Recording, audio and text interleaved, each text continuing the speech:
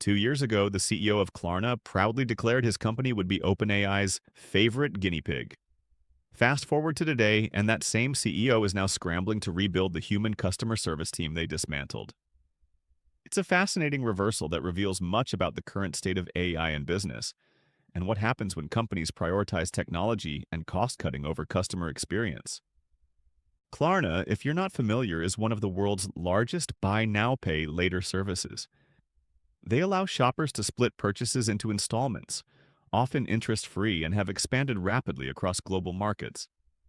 In 2023, they made headlines not for their financial services, but for their aggressive AI strategy. When other companies were cautiously implementing AI assistants alongside human teams, Klarna's CEO Sebastian Siemiatkowski took a different approach. He announced a hiring freeze and began replacing human customer service representatives with AI chatbots. By 2024, he was publicly celebrating that the company had slashed its workforce from 3,800 to just 2,000 employees, a reduction of nearly half their staff. At the time, Siemiatkowski downplayed these cuts as natural attrition rather than layoffs. The company boasted that their AI systems were handling two-thirds of all customer service conversations within just 1 month of deployment. According to their claims, these chatbots were doing the work of approximately 700 human agents. There was just one problem: the quality of service plummeted. Now, in a striking reversal, Siemiatkowski has announced that Klarna will ensure customers will always have the option to speak to a human when they need service. In his recent statements to Bloomberg, he admitted that the company had placed too much emphasis on cost-cutting, which resulted in lower quality service. His new position? Really investing in the quality of human support is the way of the future for us. This abrupt change of direction highlights something that many consumers have been saying all along. People generally prefer talking to other people, especially when dealing with financial matters or complex problems. Research consistently supports this. A study last year found that more than 4 out of 5 consumers would rather wait to speak with a human than get immediate service from a chatbot. Similarly, Gartner found that about 2/3 of customers prefer companies not to use AI for customer service at all. The truth is, while AI has made remarkable progress in handling routine inquiries, it still struggles with nuance, emotion, and complex problem solving, all critical elements of effective customer service. When companies like Klarna focus primarily on efficiency metrics like cost per interaction or resolution time, they often miss the more important measures of customer satisfaction and loyalty. What's particularly interesting about Klarna's reversal is how they're approaching their return to human service. Rather than simply rehiring traditional employees, they're planning what Siemiatkowski described as an Uber type of setup with fully remote workers.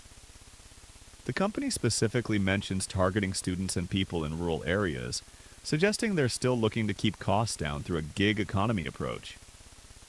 This raises important questions about whether Klarna has truly learned the right lesson. Are they genuinely recommitting to quality service, or simply finding a cheaper way to address customer complaints about their AI?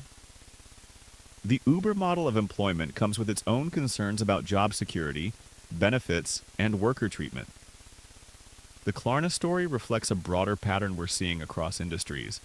The initial hype around generative AI led many companies to overestimate its capabilities and rush implementation. Now, we're entering a more pragmatic phase where businesses are discovering the real strengths and limitations of the technology. The most successful companies aren't those replacing humans with AI. They're the ones finding the right balance between technological efficiency and human connection. They're using AI to handle routine tasks while freeing up their human teams to focus on more complex issues and building relationships. Financial services in particular involve high-stakes decisions where trust is paramount. When customers are concerned about their money, they want reassurance that can only come from human empathy and understanding. AI might be able to explain payment terms or answer basic questions, but it can't truly understand customer anxiety or frustration. Klarna's experience serves as a valuable case study for other companies considering similar strategies. The lesson isn't that AI has no place in customer service.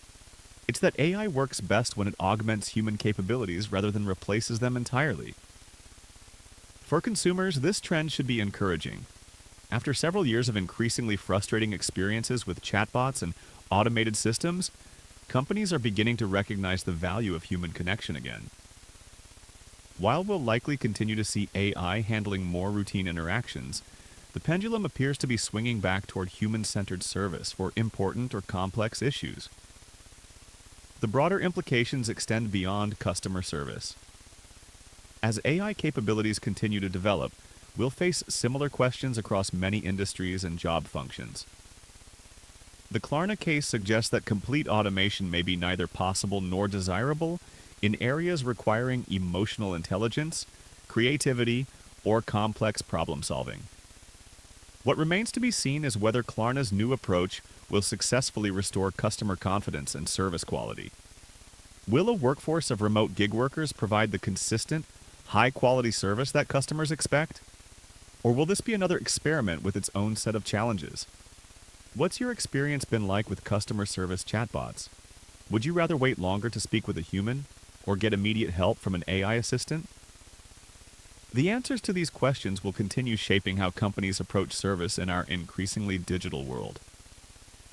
This story was based on reporting by A.J. Dellinger, published May 11th, 2025, with additional context from Bloomberg and research studies by Gartner on consumer preferences for customer service interactions.